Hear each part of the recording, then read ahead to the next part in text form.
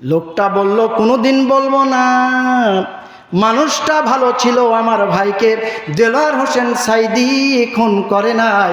আমার জীবন থাকতেও এই কথাই আমি বলতে পারবো না। কথা ঠিক কিনা?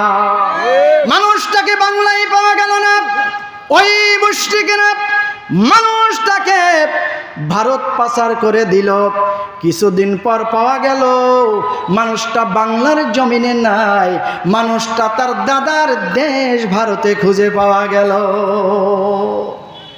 মিথ্যা সাক্ষী দিল, একজন মানুষ দেলোয়ার সাইদির পক্ষে পাওয়া গেল না।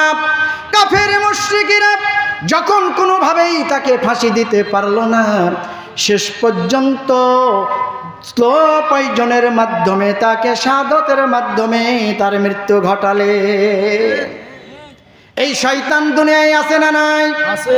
আবার এরা বলে তাহাজ্জুদ দিয়ে আমার দিন শুরু হয়, কোরআন দিয়ে আমার দিন শুরু হয়। আমিনান নাসি মান ইয়াকুলু আমান্না বিল্লাহি ওয়া বিল ইয়াউমিল আখির ওয়া মা হুম বিমুমিনিন। আল্লাহ বলেন ওরা মুমিন নয়, ওরা স্বঘোষিত মুমিন। আমার কাতারে, মুমিনের কাতারে ওদের নাম নাই, নাম নাই। ওরা মুমিন নয়, ওরা স্বঘোষিত মুমিন।